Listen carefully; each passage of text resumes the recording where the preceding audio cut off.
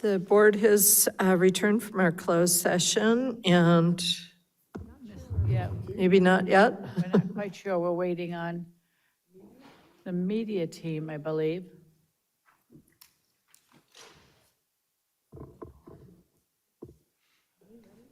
Mhm.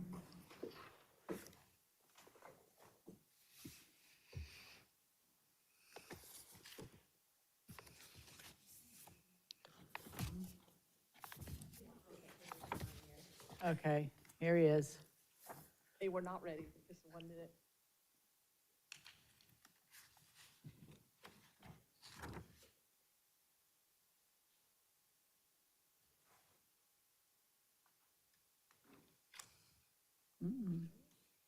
She said 1:45, no, 1:30. She said, yeah, yeah. Meeting was supposed to. No, she said 1:30.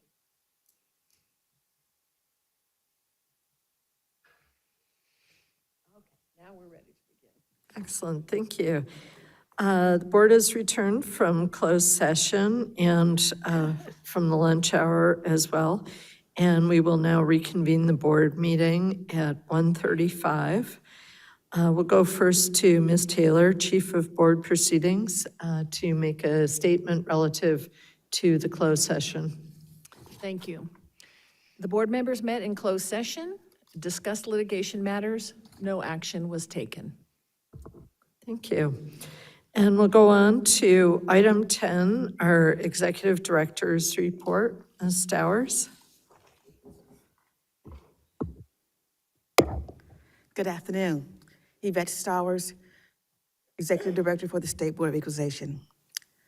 Before we begin, I would like to recognize Father's Day. For this special day, I'm reminded of a song from the singing group, the OJs, the song of family reunion. This one particular verse I would like to quote.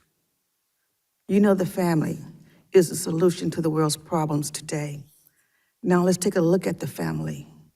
In the family, the father is like the head, the leader, the director, not domineering, but showing love, guidance for everyone else in the family. The OJs of Family Reunion. To all the fathers, happy Father's Day. I would also like to recognize Juneteenth. As proclaimed by Governor Newsom as the National Freedom Day, a day of observation, a day that honors freedom, resilience, and enduring contributions of Black Americans to our nation and our communities. As I've been reflecting on Juneteenth the past 2 weeks, I'm reminded of a poem, Juneteenth by Judith Sebastian. For every cage, a free spirit was born. For every chain, a free soul was unleashed. For every drop of blood, a hymn of hope was sung. For every life lost, another life fought back, no matter the cost. June 19th, 1865. A slave no more, a free person for life. And yet, freedom is hard to find. And a world has gone blind to the ones who got left behind. Juneteenth by Judith Sebastian. All right, that's my public service announcement. Let's get to my report. As we close out on another fiscal year and await final action on next year's state's budget, I am pleased to report that all indications are that the agency's budget appropriation for 26-27 fiscal year is unchanged. Our budget change proposal for the IT modernization project is still in the budget, and our current fiscal year spending remains within budget as we prioritize mission-critical expenditures only. We will continue to monitor developments and keep members appraised of any noteworthy changes. Next, I would like to provide a brief update on the state general fund's cash receipt and recent completed tax filings. According to the Department of Finance June Bulletin, preliminary general fund agency cash receipts continue to track slightly ahead of expectations. Fiscal year-to-date receipts are approximately $162 million above the May revision forecast, driven primarily by stronger than expected sales and use tax receipts and personal income tax collections. As noted, personal income tax receipts have outperformed projections, coming in at about $274 million, or 0.2% above, about 0.2% above forecast. Much of the strength was driven by withholding receipts, which remain an important indicator of ongoing labor market activity. Corporation tax receipts follow a similar pattern, tracking slightly higher, ahead coming in at just $24 million above the year-to-date projections. The Department of Finance also reports that the preliminary sales and use tax receipts were $279 million, or 0.9% above the year-to-date forecast. FTB also reports that the 2026 tax filing season for the 2025 tax year was successful. As reported at Monday's FTB meeting, Californians filed approximately 16.8 million personal income tax returns, with 96% submitted electronically, including 6.2 million tax payments. I know I gave a lot of figures, and if you would like to have a copy of the finance bulletin, I can send it to your office. The next item I would like to highlight is the upcoming California Assessors Association Summer Regional Conference. The conference is scheduled for August 3rd through the 9th in Napa County. The conference is hosted by the Bay Area Association and Assessor John Tudor. Your offices will provide the information on how to register, and for those who have expressed the desire to register, you have registered. Last day to register, so we get the contract in, is July 3rd. Next, as you know, the upcoming Taxpayer Bill of Rights hearing is set for August 26th, during the August 26th board meeting. The hearing provides an opportunity for taxpayers, county assessors, and other stakeholders to share feedback, ask questions, and raise concerns about California property tax system and the alcoholic beverage tax. They also have the opportunity to talk about the most recently released Taxpayer Rights Annual Report. The Taxpayer Rights Advocate will be providing additional information later in her report, but I ask that the entire board to assist with promoting this year's hearing in your districts. We will be providing you with some promotional material. Members, I will continue to keep your office informed, but that completes my update on item 10. I'm available to answer any questions that you may have. Any questions? Mr. Schaefer? Thank you. I appreciate it very much, your Father's Day tribute. I don't know how I missed that in my opening remarks. Vice Chair Gaines feels that I know everybody, and he's right. I had a client named Debbie Reynolds, the actress, and I met her first husband, Eddie Fisher, who had a song that brings tears to my eyes. Oh, my papa, to me he was so wonderful. You know, all that song, you know. I feel so privileged to have grown up in an age where, you know, when he would take me on his knee and turn my tears to laughter. So thank you for mentioning that as part of yours. I'm mentioning the payment of income tax. I paid my income tax about 6 weeks ago, and the check has not been cashed yet because the federal government requires a secret code to verify that you really are the only person filing under this Social Security number. You don't know anything about that, but it's so frustrating to try to pay your taxes and have a month go by with your checking account being bloated because the government won't cash the check. I don't know anything about it, but I will say at least you're taking steps to prevent identity theft. Yeah, thank you. Vice Chair? Yeah, thank you for your kind comments about Father's Day. I appreciate that. And also Juneteenth. Very much appreciate that. And also the update on the May revise. Did I understand that correctly, that it's up 162 million on the positive side in terms of revenue? since the May revise? I was giving you the Department of Finance cash bulletin report. Okay, So that's what Department of Finance is reporting as to the fiscal year-to-date receipts, so about 162 million above the Yes. May revision forecast. So Wonderful. yes. that's encouraging. Very good, thank you. Okay, anyone else? Seeing none, we'll go ahead and have you go to item 11 for us, please. Item number 11, still be Yvette Stowers, Executive Director. Members, Revenue and Taxation Code Section 616 requires county assessors to annually complete their local assessments rolls by July 1st. Section 155 provides that the board or the executive director may extend by 30 days the deadline for an official act by the assessors. In the case of public calamity, the deadline may be extended by 40 days. Section 155 also requires the executive director to inform the board of any such extension at its next regular meeting. This report is to inform you that Humboldt, Imperial, Shasta, and Tulare County assessors have requested and been granted a 30-day extension to complete their 2026 local assessment roll. That concludes my report, and I'm happy to answer any questions you may have. Any questions on item 11? Okay, seeing none. Thank you very much. I have a question, I'm sorry. Oh, excuse me, Mr. Schaefer. Does it require the board in all cases to say yea or nay on this? I'm for giving some authority to the executive director to act on our, act for us on some minimal things.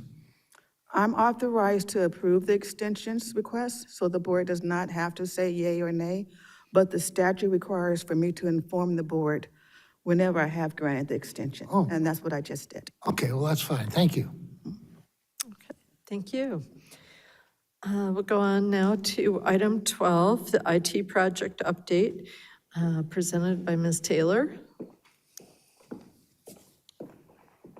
Thank you.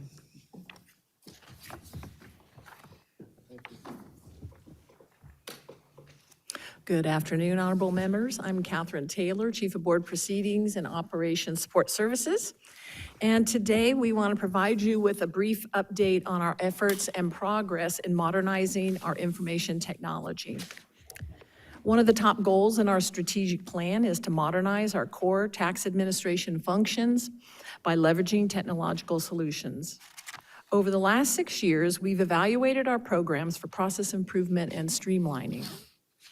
Our current focus is on the State Assessed Properties Division, specifically on modernizing the board role. Since 1991, the division has relied on COBOL-era mainframe system to manage the assessment, valuation, and allocation of property taxes for our state assessees. Unfortunately, the mainframe system is outdated, and the technical skills needed to support it are becoming extinct.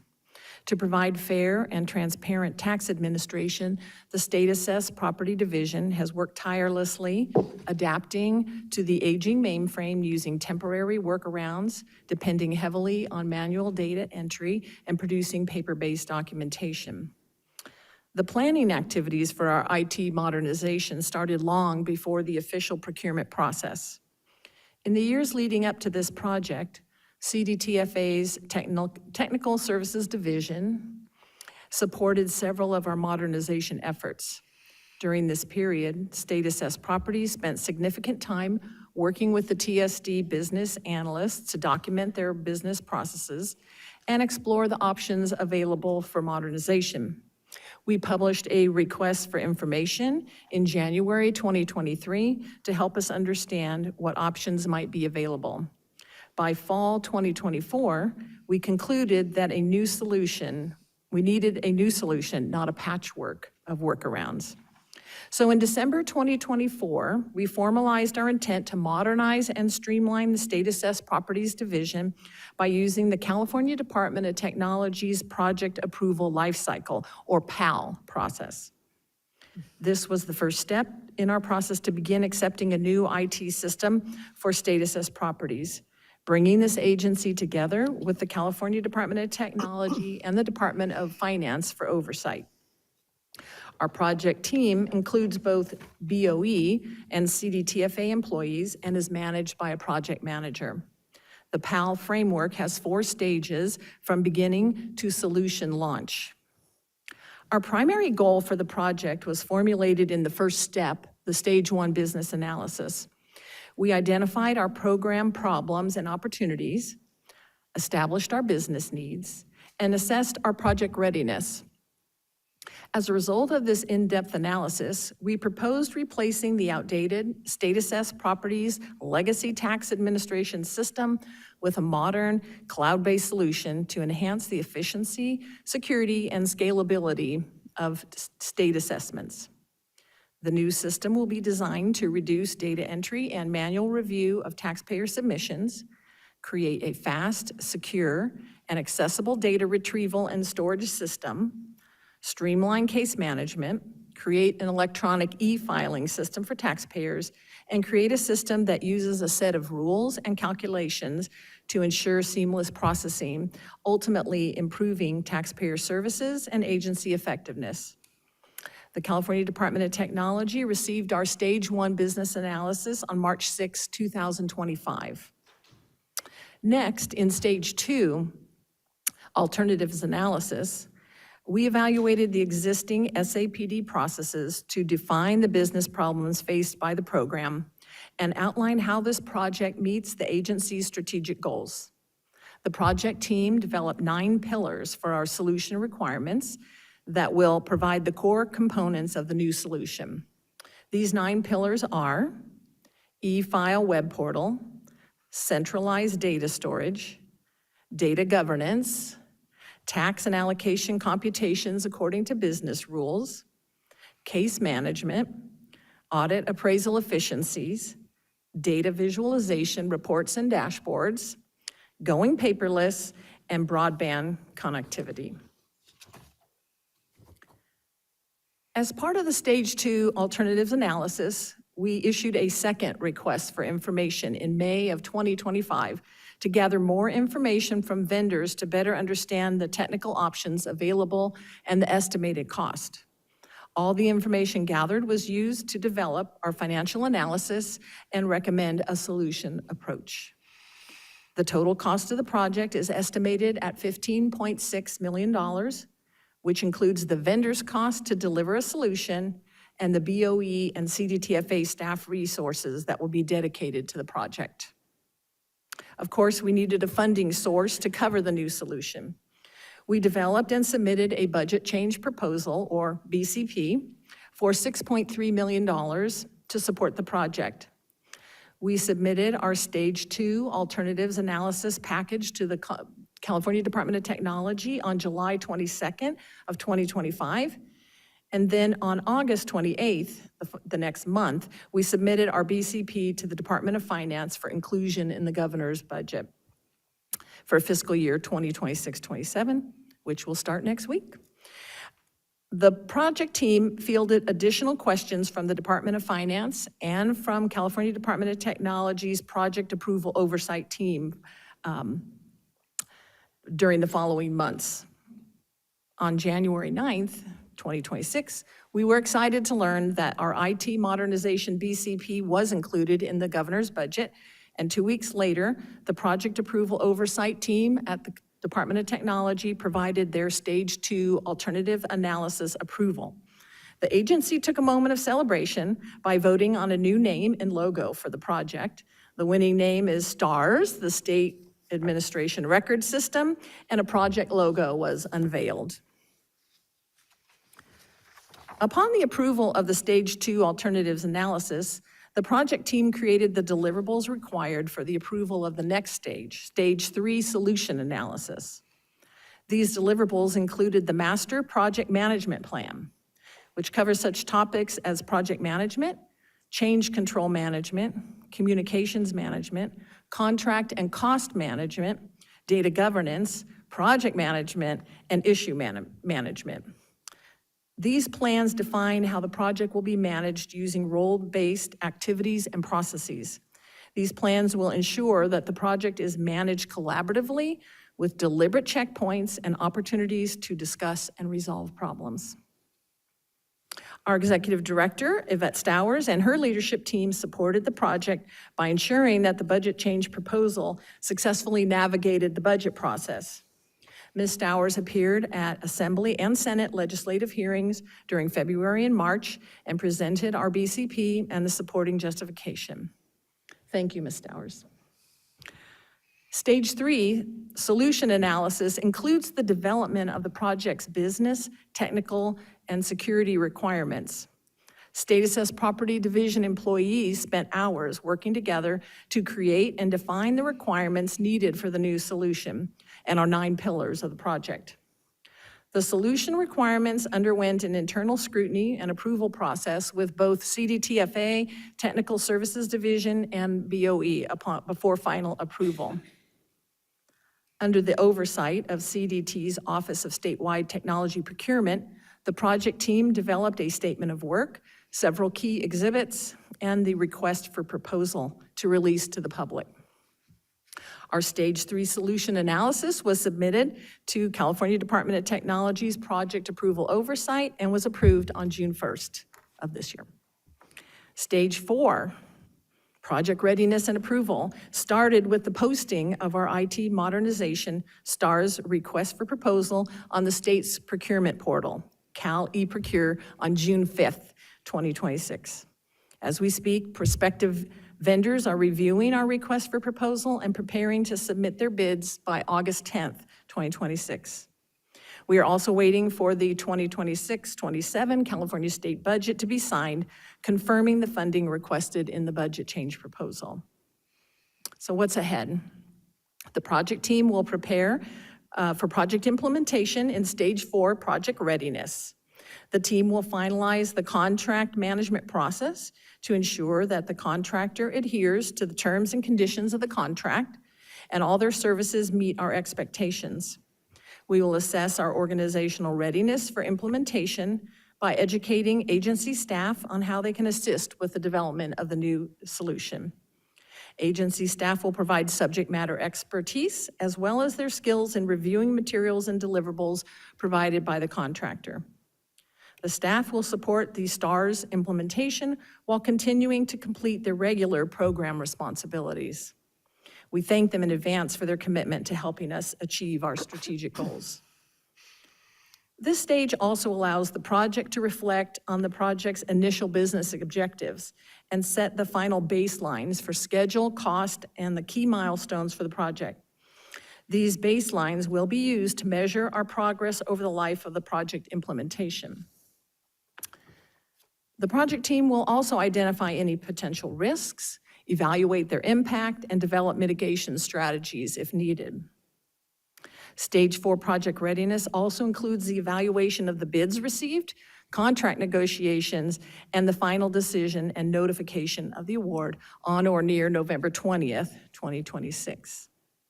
I might add that the contract will be coming to the board on the November agenda for approval. The planned start date for the vendor is November 30th, 2026. This is a huge undertaking. It's also an essential and critical need for the BOE to continue performing its constitutional and statutory duties. I would like to take a moment to thank everyone who's been working on the project, including our Executive Director, Ms. Stowers, Ms. Renati, Mr. Young, Mr. McCool, Laurel Williams, and some of our members from the CDTFA TSD team, including our project manager, Harry Pond, Sharon Tomasello, Joe Tam, and Jeff Lawson. We look forward to providing additional updates to the board as they come. And this concludes our update, and we're available to answer any questions you may have. Thank you. Okay, thank you. Mr. Schaefer. I'm very impressed with your presentation and with the first-class documentation. Maybe I didn't catch it, but where does the BOEM come from? That's the Board of Equalization Management?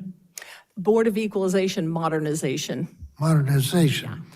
And it seems that this is a fait accompli. We're getting this for information more than decision-making. Is that right? That is correct. Right.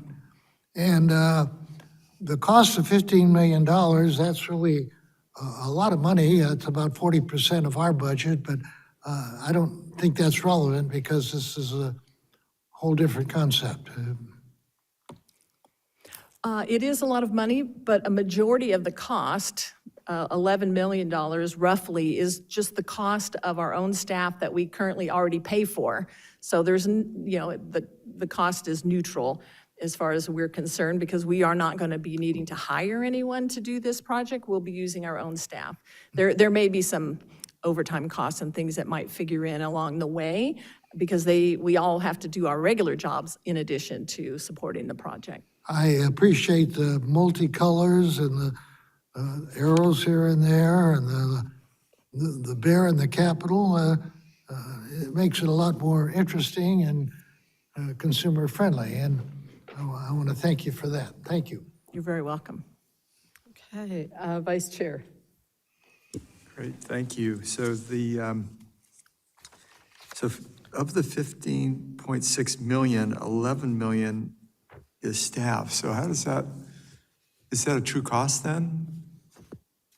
It's the cost that we are required to calculate. So Okay. the Department of Technology has a plan and a scheme of the way that you price out a project. So one of the items is the human resources that you're using in the analysis. So in our instance, in this particular project, we're using the same resources and we're not needing more resources. So yes, they're included. So, Ms. Stowers, her time is included, Mr. Young's time, and then also SAPD staff. So that does add up because that's the primary cost in budgeting are the human resources. But they'll still be performing their normal They'll duties still in be addition performing. to. Correct. But it could include overtime or extra hours. Possibly. Yeah, okay. And so it was explained to me that the fact that we're using our own staff is a big benefit in terms of understanding the nature of what we need and making sure it's applicable Yes. and avoiding some of the pitfalls of other state agencies. Agreed. So the vendor, when they come in, they will spend a lot of time with the actual state assessed properties, employees on the ground and learning and talking with them. So the team has already put together like information about their workflows and the work that they do, but that will be all reviewed with the vendor so that they can really understand it. So it won't be an outsider trying to explain what we do. That's great. Wonderful. And then ultimately, when it is installed, will it free up time for our teams? That is one of our goals, is to Yeah. free up time so that the State Assessed Properties Division can conduct more special studies, more audits, and kind of dive deeper into the workload that they have. That's great. Wonderful presentation. Thank you very much, Ms. Taylor. Anyone else? Mr. Vasquez. Yeah, you kind of hit on the question that I had, and I think you touched on it, that at the end of the day, it looks like this will free you up to do more of these appraisals and audits, which I think Yes. is something that I've always wondered if it's the responsibility of the BOE or the controller. Well, on there's some of these many issues. audit opportunities in the state of California.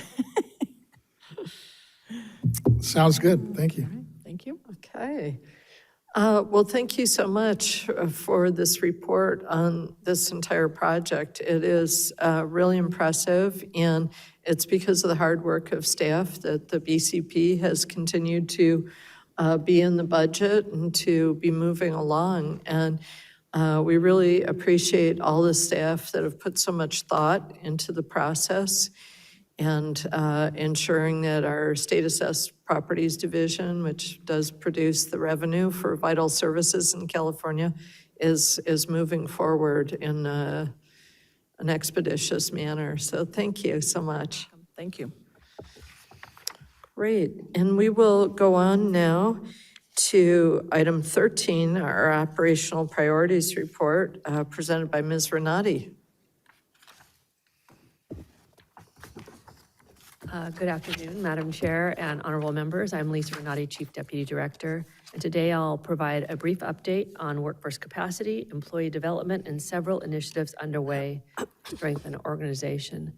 But before I do that, I want to comment on the last presentation by Ms. Taylor. She does not toot her own horn, but she took on this project as not part of her duty statement or her duties, but based on her background and her experience, she volunteered to be in charge of it, and she's done a great job. And so I'm going to take that liberty since it's my last day to give her that thanks.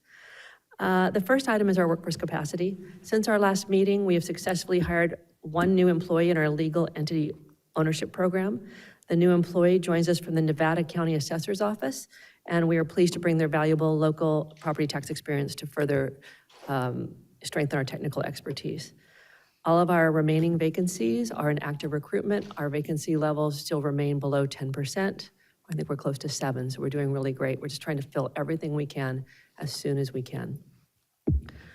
The next item is our employee engagement survey. As you're aware, we conducted an all-agency confidential employment engagement survey, rather.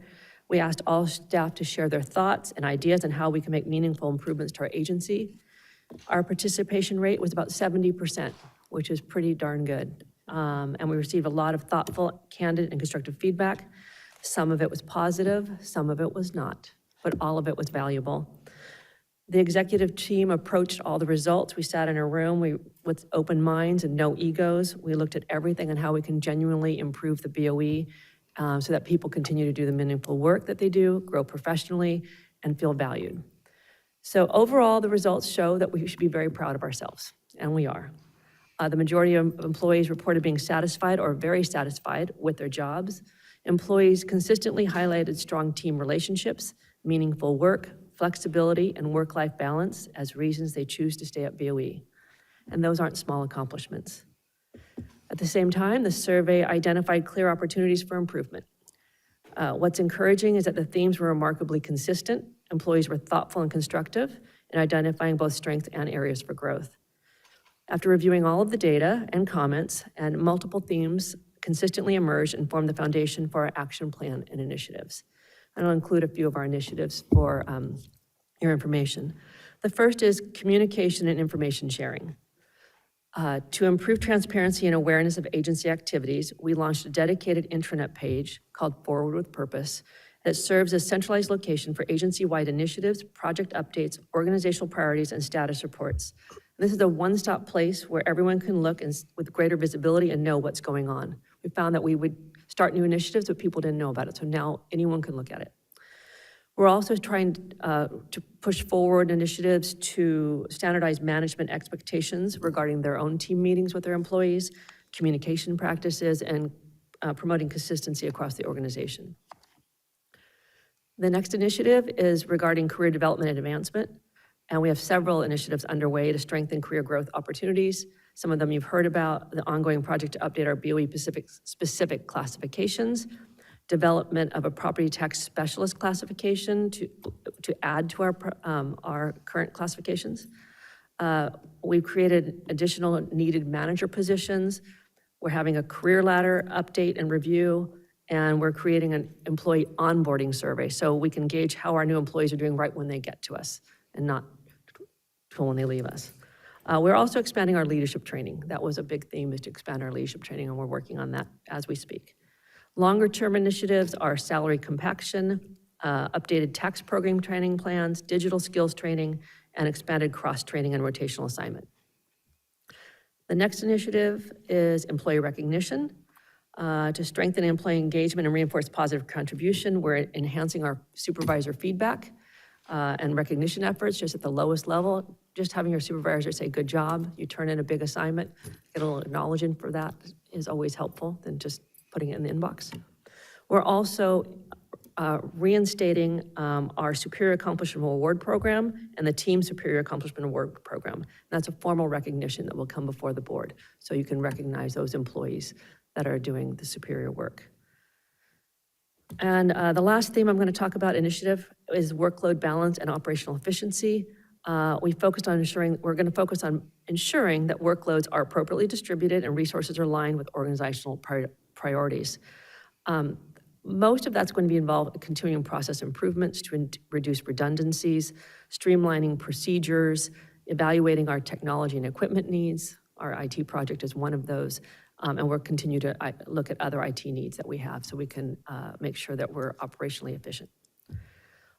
All of these initiatives represent our commitment to listening to employee feedback and taking meaningful action. While some are underway, others will take a little time to implement, but while this is my last update, I have every confidence that the executive team will continue to provide the board with updates in the months ahead, so you can see that we're dedicated to building a workplace where employees feel valued, informed, supported, and recognized. So this completes my report. I'm happy to answer any questions you may have. Fantastic. Mr. Vasquez. Well, this is my last chance to take a shot at you then, huh? This is it. I'd say bring it, but that seems unprofessional. But I wanted to thank you, for all your reports, especially the updates. And I don't know if you touched on it, but we're pretty close to like 90%, right, at this point, in terms of vacancies? Oh, our Filling them? vacancies rate is about 7%. So yes, we're 93% full. That's And what I most of thought. that is just, pesky people retiring, so. And especially in some of the areas that you've been working on, I was thinking of those surveys, the results that are coming back, I'm assuming that's a lot of good information we're going to be able to use, especially for the person, I guess, that'll be filling your shoes. And it was very encouraging. And the survey results varied based on whether you were early in your career, middle of your career, ending career, and what was important to them. So now we know where to focus. Or our new hires, really want the training. The mid-career want career growth. Where can I go? And then the senior staff were really more concerned with continuity. How can I impart this knowledge so the next generation will be here to know what I'm doing, what I know, and how to do it. So really valuable information that the team has to work with. Thank you. Mr. Schaefer. Thank you, Ms. Marotti. I noticed you mentioned employee recognition. That was at a lower level. You've been involved today with employee recognition at a very high level, and I expressed some concern earlier that the resolutions were, to me, prepared by different people. Your resolution did not mention that it was adopted and published by the board on such and such a date, as it was, but only Ms. Smith said that. You had 9 whereases, she had 5. I would think yours would have been more effective if it had 5. I would like to know whenever we're doing employee recognitions at the low level or the high level, that there be some consistency in it, that if it is published or adopted by the board, it say so, as yours did not, and that we look for less rather than more, because if there's less, we can accentuate the most important items, and it's better readable. And if it's going to be republished and requoted, you got much more to chance if it's, say, 100 words instead of 200 words. Both ways get the message out, but I'm trying to be most effective and most consistent, and I applaud whoever did both of them, but I'm sorry yours doesn't mention that it was adopted officially. See, is what I'm talking about. You won't be here to police that, but you'll have some influence on how it's done. Thank you. So noted, yeah. And I had one other deal. You noticed that a number of our employees left to go to FTC, the tax administration, when it was formed. When we leave, when our employees leave us, do we have an exit interview where somebody asks them, could you share with us some of your concerns as to why you're leaving? I think we learned from that. When I was with the city of San Diego, I instituted the exit interviews for police officers because we were losing a lot of them, and I wondered why. And it happened that nobody cared to ask until we started the exit interviews. And I think exit interviews are good personnel policy, and you're our key person on that. Thank you. To answer your question, we do have exit surveys. Our EEO officer, Ozma Ahmad Asher, is the one who provides the exit surveys to everyone. They're confidential and they're voluntary. If there is information in those that is of concern, she brings it to the executive director's attention so that it can be addressed. So we will now have an onboarding survey. We already have had an exit survey for the entire time we've been around, and we do periodic engagement surveys. Thank you.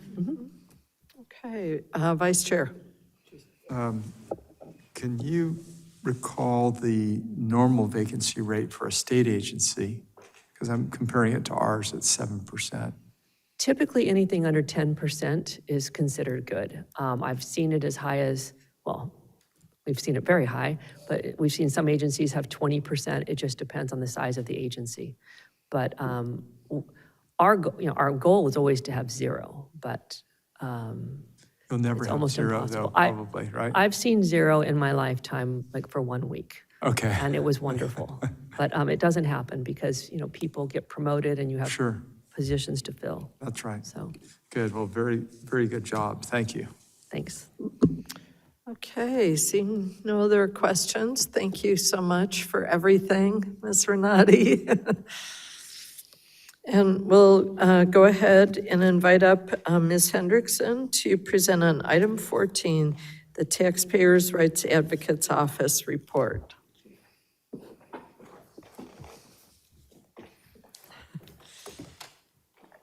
Thank you. Put this down a little. Good afternoon, Chair Lieber and honorable board members. For the record, I am Amy Hendrickson, Acting Chief of the Taxpayers' Rights Advocate Office. I would like to provide you with an update on recent activities of the Taxpayers' Rights Advocate Office. Our office completed 39 cases for the month of May. 15 were in District 1, Vice Chair Gaines' district. Of the 15 cases, 3 concerned Prop 19 exclusions. 11 were in District 2, Chair Lieber's district. Of the 11 cases, 5 concerned Prop 19 exclusions.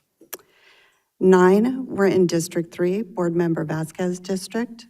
Of the 9 cases, 2 concerned Prop 19 exclusions.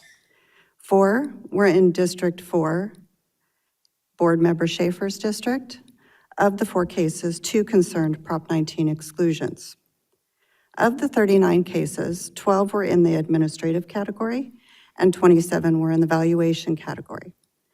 This month, there were 13 exclusion cases. 4 pertained to the parent-child exclusion, 1 pertained to the grandparent-grandchild exclusion, 7 pertained to the base year value transfers, all were over 55, and 1 pertained to the co-tenancy exclusion. I would also like to update you on the tasks that have been completed or in the process of being completed in preparation for the upcoming Taxpayers' Bill of Rights hearing to be held on August 26th. Letters to Assessor number 2026-021 was issued on May 29th, informing county assessors and interested parties about the hearing. We mailed posters and flyers out at the beginning of June to all 58 county assessors, tax collectors, auditor controllers, and the clerk of the Board of Supervisors for Assessment Appeals Boards. We ask that their offices display them in public areas for taxpayers to see.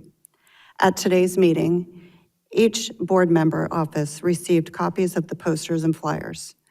I would like to thank the Forms and Publications section, as well as our Communications Officer, John Taylor, for their excellent work creating and printing the poster flyers. We are currently working on a new promotional video, or PSA, to publicize the Taxpayers' Bill of Rights hearing. I wanted to let you know that this year's video is going to be different from past years. After consulting with the communications officer and the executive director, we came up with a fresh approach that targets the social media eye. We will be sure to share this video with the board members so that you can repost. Also, in the coming months, I will be working with Mr. Taylor to publicize the Bill of Rights hearing and will provide you with additional updates in the July meeting. Lastly, the TRA office recently issued LTA 2026-022 that announced updates to our disaster guide Publication 802. Due to the passage of AB 245 and SB 663, we added language to inform taxpayers of the extended timeframe to apply for relief under Section 170 from 12 to 24 months, and also to inform homeowners about the extension to rebuild from 5 to 8 years for those specific Southern California fires in 2024 and 2025. We also added information about the continuance of various exemptions and a section about the homeowner's exemption, which previously was not discussed in the publication.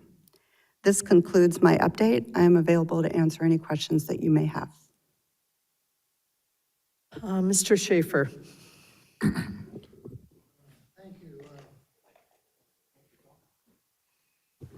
I hate to be critical here, but it says you are invited to present your ideas and concerns on property taxes. That's okay, people pay property taxes. And alcoholic beverage tax. I don't think people pay alcoholic beverage tax. I think they're always paid by the pubs. They don't even know that it's being paid. And if they are paying it, it might be a nickel on a drink. And, you know, after having a drink, you don't think about a nickel. Where do you get the idea of thinking taxpayers need to know about alcoholic beverage tax and have opinions on it? We do not get a lot of questions about it, but it is something that we do address and will continue to, yes. Well, we do have jurisdiction over insurance companies too, and I guess we charge a tax there, yet you don't mention the insurance companies along with the alcoholic beverage tax. I think if you're going to mention alcohol, you should mention insurance too. Excellent job. Acting. It's her first presentation. Yvette Starr, Executive Director. Sir, we do have jurisdiction over the alcohol beverage excise tax, and that's why it's on the, Is that ever paid by the public or well, just indirectly? it's paid by those individuals who are distributing alcohol beverages.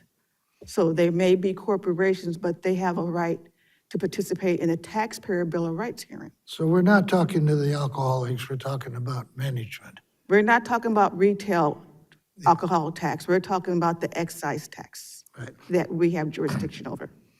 And going back decades before the internet, there used to be bulletin boards at courthouses that would list sales of property. And that's all given way to online and newspapers.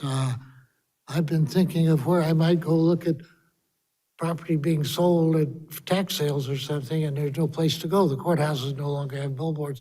So we have to look in newspapers and online. I'd like to think that this would be published, maybe this size, which would be like 1/8 of a page in every publication in California.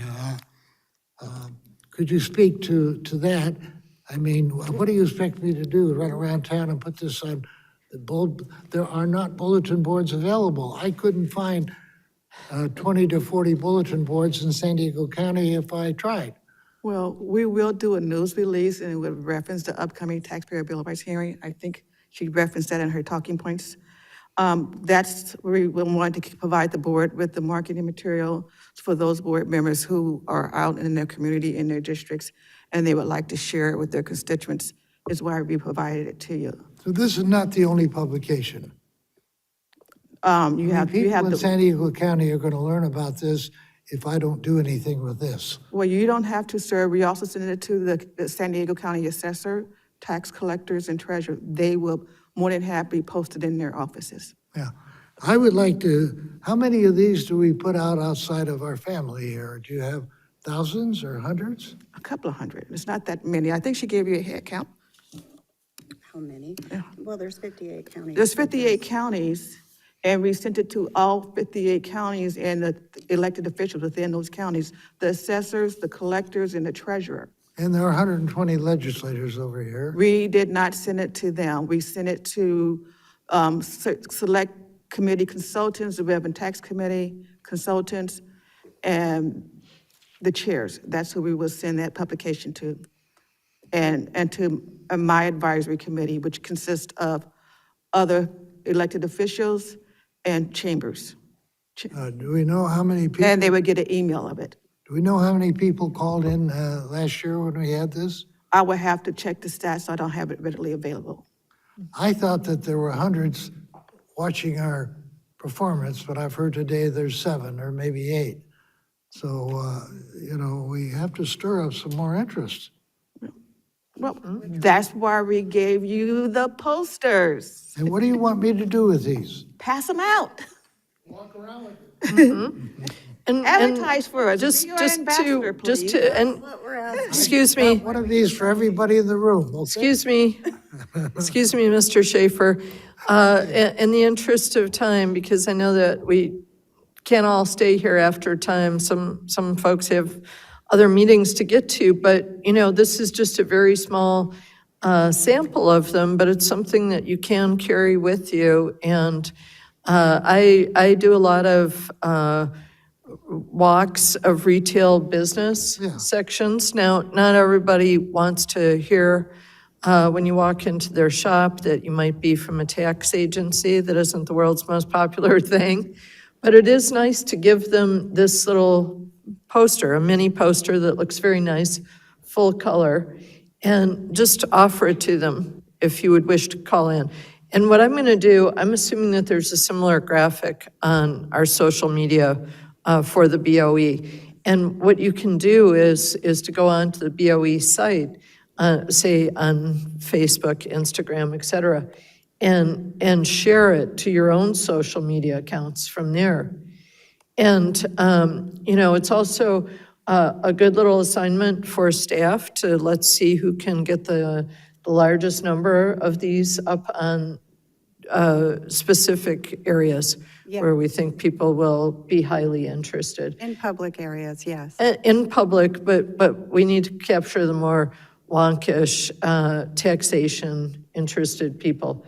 Well, they're very attractive, and I'm going to be on an airplane this afternoon with about 150 people. If you see somebody thrown off a plane, you'll know. Okay, and do not do a drop from an airplane of these. I forbid you to do that. Mr. Amron. Thank you so much, Madam Chair, and really want to stress the importance of how these TRA hearings are carried out, because our intangibles work group is kicking off tomorrow at the direct result of TRA testimony. So I think that's important. I had one quick question. This usually comes with a PSA announcement on YouTube. Is that out yet? It's not, it's still in the works, but when it is finished, we will send it to you so that you can repost or actually definitely repost. And I don't have a time frame on that, but it should be within the next couple of weeks. Awesome. Thank you so much. Appreciate it. That's great. Mr. Vasquez. I wanted to thank you for this information and actually looking forward to the upcoming hearing on this, because I know last couple of years it was real interesting, and I think it was some good information we received from a lot of the folks that attend this. And yeah, I encourage all our districts here to get the word out, because at the end of the day, people don't physically have to be here. They can call in. Yes, And it's good to get their absolutely. input on Absolutely. what we can do to improve the situation. And just kudos to you and your staff. As I was looking at the publication, I guess it was 802, what you've done with that, especially on the information on the website. So Yeah. thank you. Thank you. Great. Okay, well, thank you so much, Ms. Hendrickson. We appreciate you.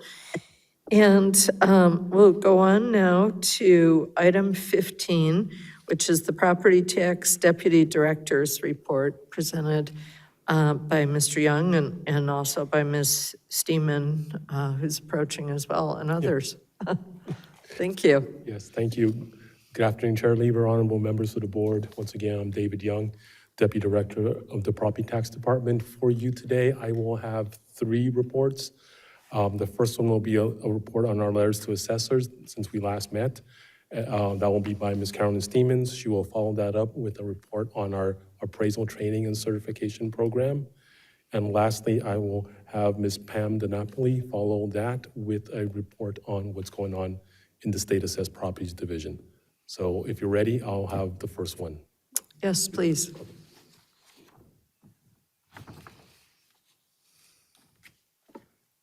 Good afternoon, Chair Lieber and honorable board members. I'm Carolyn Steeman, Principal Appraiser with the County Assessed Properties Division. Today, I will provide a brief report on letters to assessors. Attached to this month's agenda is a memo on letters to assessors, which provides a list of the LTAs issued since the report at the board meeting last month, and a link to BOE's website where a list of all LTAs issued to date can be found. As of the date of the attached memo, the agency has issued a total of 23 LTAs for calendar year 2026 and 6 since the report at the last board meeting. Those LTAs are summarized in order as follows. An LTA from the Assessment Practices Survey Division to issue the Nevada County Assessment Sampling Survey. An LTA from the County Assessed Properties Division to issue the Disabled Veterans Exemption increases for 2027. An LTA from the County Assessed Properties Division on the California Public Records Act home address confidentiality. An LTA from the Taxpayer Rights Advocate Office to announce the 2026 Taxpayer Bill of Rights hearing. An LTA from the Taxpayer Rights Advocate Office issuing the updated information guide for disaster relief for damaged or destroyed properties, which was publication 802. And lastly, an LTA from the County Assessed Properties Division announcing the county assessment appeals filing periods for 2026. And this concludes my report on letters to assessors. I'm available for any questions. Okay, any questions on the LTAs? Okay, seeing none, thank you. All right. Moving on to the training and certification program for the 2025-26 fiscal year, BOE staff scheduled 40 classes and 2 webinars. Additionally, 7 classes were scheduled with instructors in county assessors' offices for their staff. The training and certification unit completed instruction of all 40 classes and both webinars on May 15th. A total of 977 students completed classes instructed by BOE staff during the 2025-26 fiscal year. BOE staff have scheduled 35 classes and 2 webinars for the upcoming 2026-27 fiscal year, and enrollment began on June 3rd. Staff are currently working with instructors and county assessors' offices to finalize class schedules for their staff. We continue to offer our existing online basic training courses through American River College and the California State University, Sacramento, as well as additional online courses and self-training study sessions available on the BOE's website. This concludes my report on the training and certification, and I'm available to answer any questions. Okay, Vice Chair. Yeah, thank you very much. I was just curious about the enrollment. So you mentioned that we had 977 students in 25-26 fiscal year. Has that been increasing? It was actually slightly less than last year by 0.7%. Oh, okay. Is it pretty stable typically? It's pretty from year to stable. year? It's been about the same over the last couple of years. Yeah, okay, very good, thank you. Okay, Mr. Schaefer. I'm reading the County Assessor's Bill 343, which says that the home address or telephone number or parcel number associated with anything that certain protected people buy cannot be published. I don't know, am I included as a member of the board on that list? I don't see it.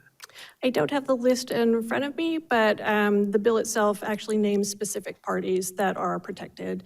A lot of it happens to be judges, and people working in law enforcement. Let's say I was a judge of the criminal courts, and theoretically, a lot of people are going to go to jail because of me, and I buy a home. Just use my name, J. Michael Schaefer. Well, on the ballot, I'm Mike Schaefer. Would the assessor necessarily know that I'm one of these protected people? Or does the candidate have to go to the assessor and say, hey, under section so-and-so, you can't tell anybody, you can't post this, you can't even, you gotta have a blank, you gotta white pencil it out. What communication is there between myself as a judge and the assessor? Is the burden on the assessor to hunt up this information, to read the election returns and say, aha, Schaefer was just elected as a judge, he's got 17 parcels, boom, we gotta remove his name? A lot of the It seems very assessor's impractical to offices, enforce. a lot of the offices, assessor's offices already protect a lot of that information because it is difficult to identify who are on these lists without somebody actually specifically coming to your office and saying, hey, I'm in this protected class. So a lot of them already don't make that information public. So if you do a search in their office, you would not pull up a parcel with the owner's name on that. Same thing with a lot of the tax bills. You won't see on the public websites anybody's personal information. What if I just bought a little 7-Eleven store as an investment? And my home address would be the address. I'm not going to use the courthouse, of course. That address on the deed for the 7-Eleven store cannot appear in a public record if I say I'm protected by this? If your name is attached to it, if you're under an entity, it probably wouldn't be flagged as somebody that would fall under the protected class, but you can always go to the assessor's office and say, hey, I am so-and-so, and I fall under this protected class. Please make sure that I am not my information is not publicly released. When I was in Nevada, I had somebody threatening my life, and I'm a registered voter, and I always vote. I didn't want them to be able to call the registered voter and say, where does Mike Schaefer live? So I got a court to decide that anybody can request their name and their personal address be protected and undisclosed. And Right, most offices will not look up by your name. They will look up by parcel number.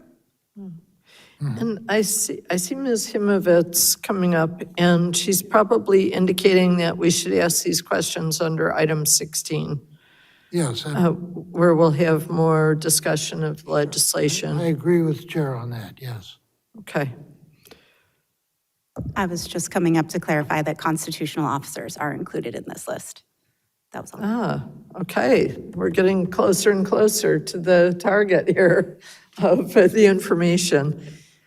Thank you so much. Anything further on that Well, one? I want to mention that a couple months after the court decided that any voter could request privacy, I called up the registrar of voters and I said, how's that new law going? It's been a couple months. How many people have asked to have their name and address confidential and not disclosed on request?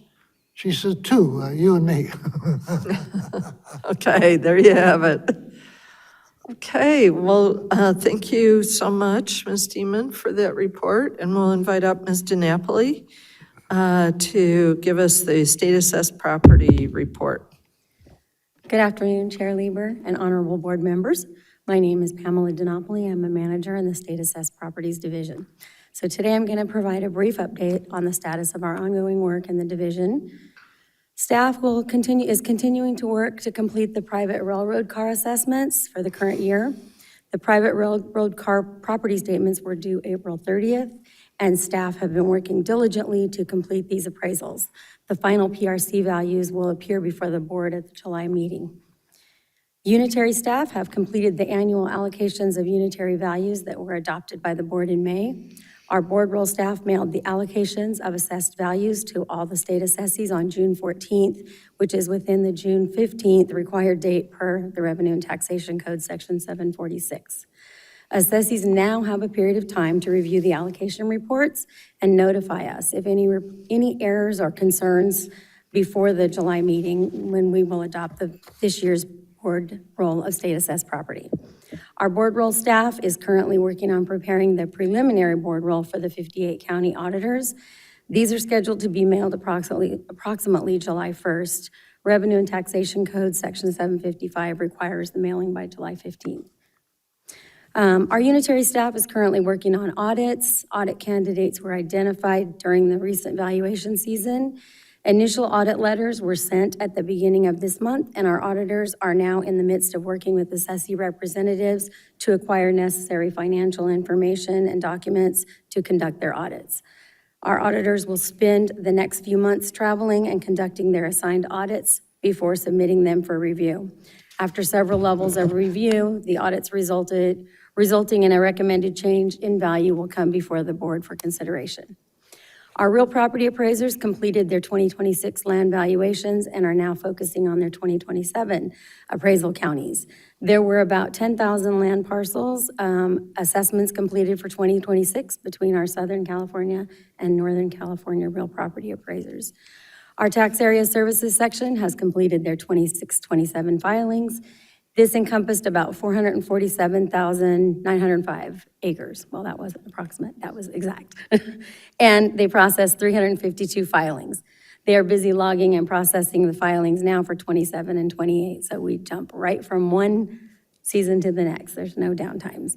This concludes my report on the status of our division's ongoing work for this month, and I am available to answer any questions if you have any. Questions for Ms. DiNapoli? Okay, seeing none, thank you so much. Thank you. See you Mr. Young, did you wish to close on the item, or you're great where you are? Okay, thank you so much to all of the department staff, and we'll go on to item 16, the Legislative Research and Statistics Division Chief's Report, presented by Mr. Angelo.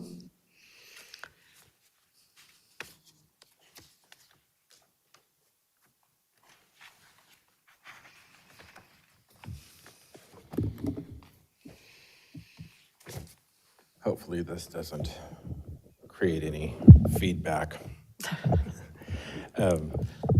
Good afternoon, Chair Lieber and honorable members. Ted Angelo, Legislative Director and Chief of the Legislative Research and Statistics Division. Today, I'll provide a brief update on legislative activity for June. The Policy Committee deadline is July 2nd. So a lot of the bills that we've been talking about today are up in Senate Rev and Tax today and will be up in Assembly Rev and Tax up until the deadline of July 2nd that I just mentioned. At that time, summer recess will begin for the legislature and they will return on August 3rd. So fiscal committees will finish their work on August 15th. So there's a 2-week rush when they come back. And then the end of session will be floor session after that until the end of the month. So the legislative year is almost finished, even though we're just about up to the 4th of July. But they're very busy. I'll provide a brief update. I've covered most of these, so and I know everyone's tired, so I won't go into great detail, but all of the bills I've recently sent to you on my Friday updates.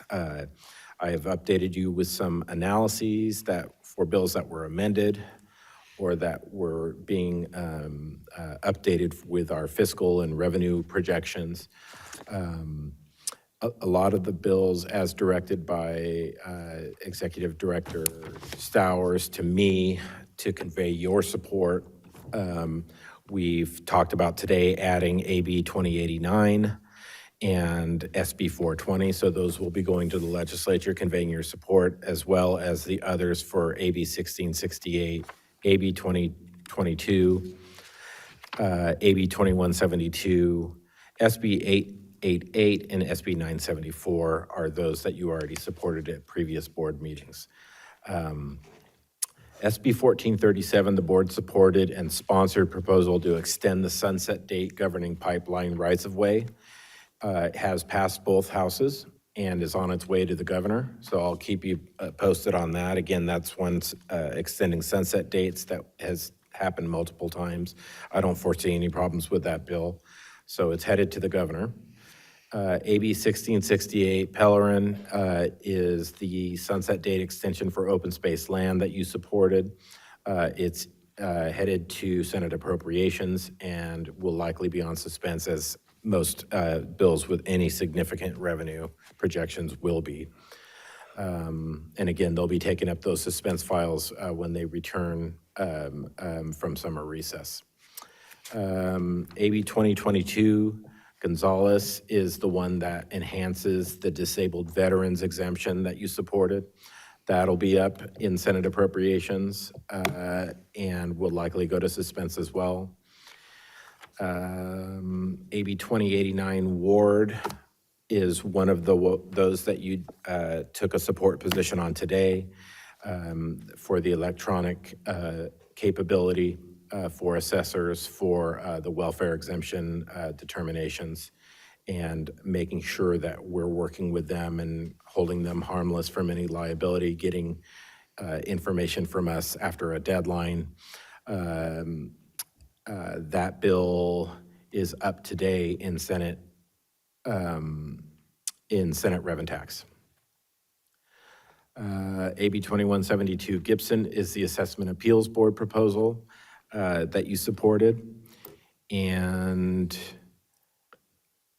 it is up in Senate Rev and Tax today. So that's Chair Gibson's bill, where you can consolidate into a single commissioner instead of the 3 board members.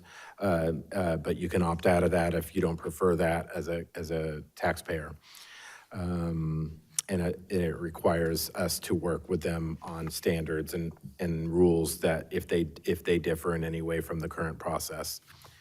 SB 974 Ciardo is the Special Needs Trust bill that we've covered before. Technical change for that one, which was handled that way in most cases. That's in Assembly Appropriations. And I'm not sure if that'll go to suspense or not because it doesn't have a significant cost. SB 1053 NELO, I didn't cover last time. That's the disaster base year value transfer where you can go from 5 to 8 years that we did for the fires in January of last year. But allows the County Board of Soups to just go from 5 to 8 years instead of a special statute. That bill's on suspense in Assembly Rev and Tax Committee, so not quite to the Appropriations Committees yet. But that bill is moving forward.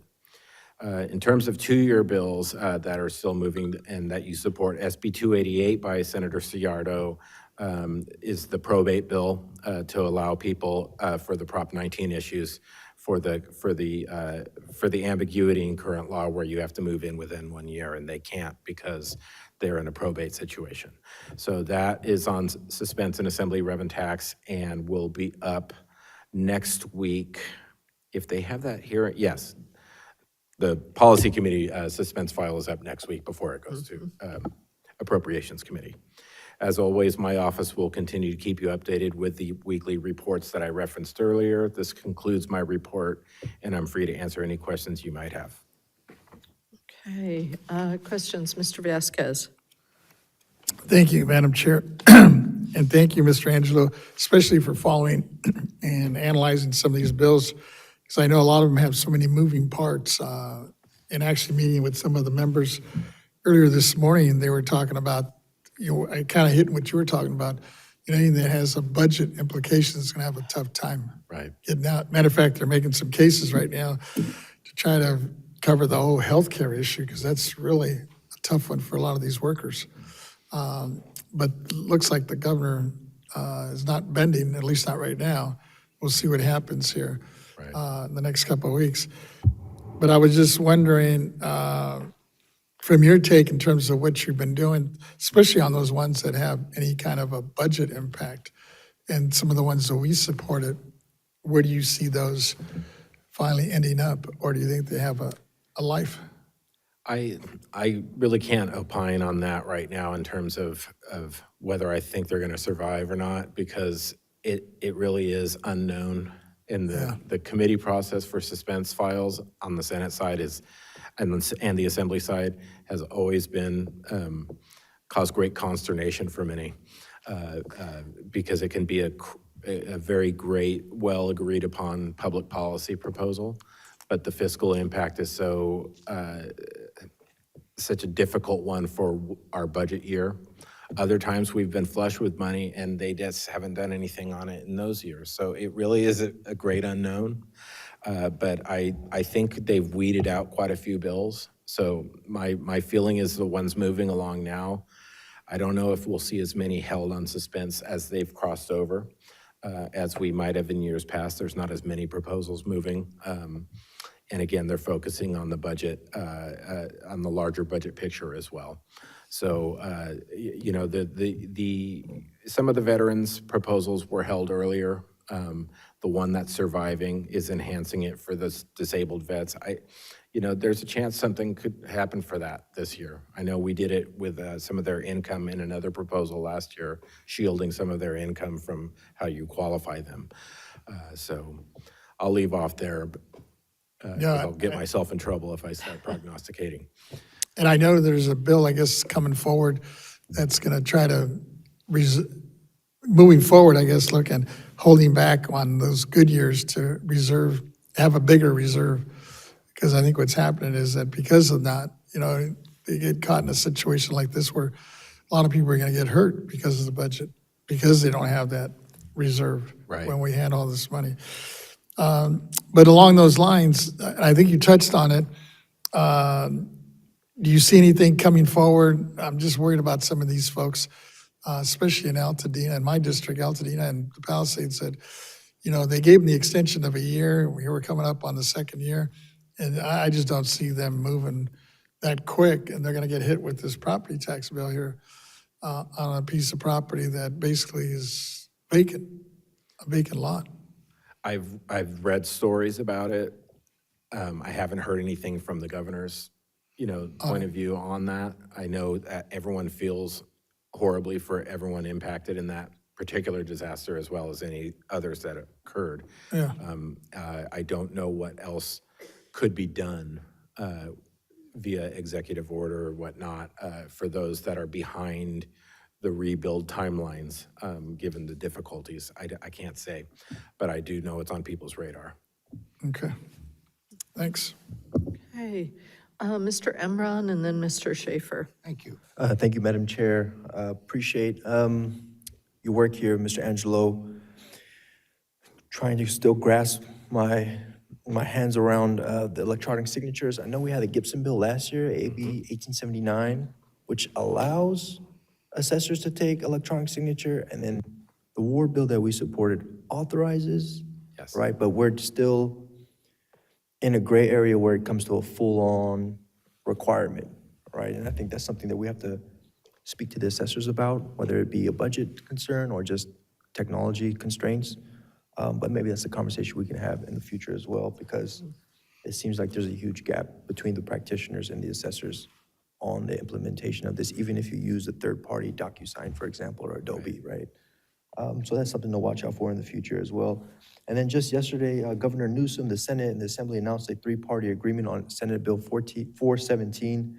It's the Veterans and Affordable Housing Bond Act of 2026. It's a historic $11 billion measure that, if passed by the legislature and signed by the governor, would go before the voters on the November ballot. This bill authorizes $10 billion in general obligation bonds to fund the construction, rehabilitation, and preservation of affordable housing for lower-income Californians, seniors, or farm workers, veterans, and people experiencing homelessness, alongside $1.25 billion in revenue bonds for the CalVet Home Loan Program to help veterans and military families become homeowners. So for every $1 the state invests, an estimated $4 in tax credits from the feds, local funding and private financing would follow. So given this board's mission and deep connection between housing affordability, financial well-being of Californians, and our help with the veterans exemption, I would ask that we take some time to review SB 417 and consider what position or perspective this board may wish to offer as we move forward. Just wanted to put that onto the record. I'm happy to work with our chair on how to tee that one up. Thank you. Thank you. Mr. Schaefer. I have no further question. Okay, thank you. Well, I think that's sufficient for us today, and Thank you. we'll be thinking of you during that break in the building over there. Pardon me, I had another. Oh, here, Mr. Schaefer's ready. I'm concerned that one of the leading candidates for lieutenant governor is, and a former member of this board, is advocating the abolition of the Board of Equalization. You probably know who I'm talking about, and I wondered, is there any feeling that you have from the Senate and the legislature that in agreement with her, or is she just, I do not feel comfortable for the Lieutenant Governor of California to be crusading for the abolition of the Board of Equalization, because I feel it serves a strong purpose in being not appointed by the governor, but elected by the people. And I took great umbrage at her press release on that, and I just wonder if you had any chatter on this with the people you work with. No, I have not heard anything from anybody other than reading periodic articles where it's been brought up. But in terms of the budget of the Board of Equalization, it's very small. It's a very lean and very important entity.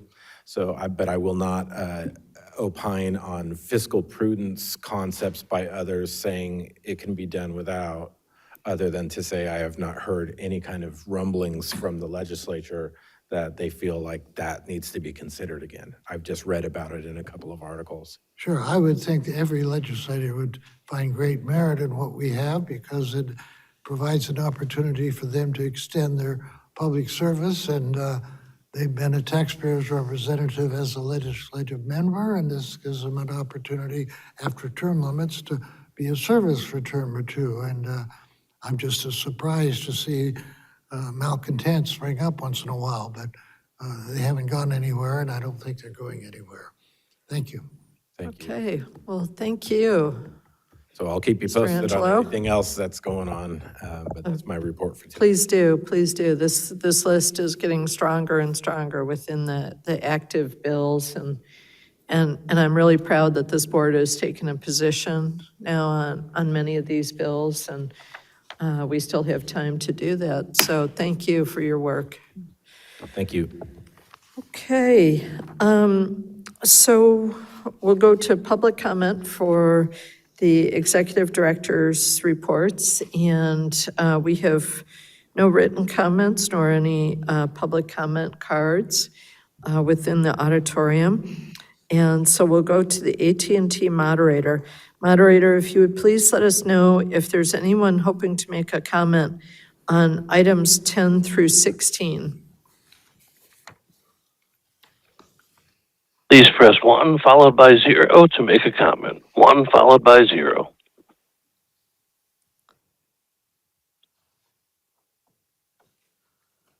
And we have no one in queue. Okay, thank you. And our last item for today is the closing remarks, and then we'll be going to our adjournment. Is there anyone who would like to make very brief closing remarks? Mr. Vasquez. I'll try to make them brief here. I just wanted to adjourn in memory of two icons that we lost. First, I want to remember James Burrows, who was known as the director of such classic television comedies as Taxi, Friends, Will and Grace. He passed away on June 19, 2026 at the age of 85. Surrounded by his family, the location and cause of death were not provided. James Edward Burrows was born on December 30th, 1940, Los Angeles, California. His father was Abe Burrows, also a well-known composer, director, and writer. When Burrows was still a young child, his family moved to New York, where Burrows attended New York High School Music of Art. Burrows was a graduate of Orleans College and graduate from the Yale School of Drama. He started his television career in 1974, directing episodes of The Mary Tyler Moore Show. He went on to direct 50 television pilots and co-created the television series Cheers. He also formed 3 sister entertainment joint ventures with NBC. He received numerous accolades, including 11 Primetime Emmy Awards, 5 Directors Guild of America Awards, and was honored with the Directors Guild of America Lifetime Achievement Award in 2015. He's survived by his wife, Debbie Easton, 4 daughters, and 7 grandchildren.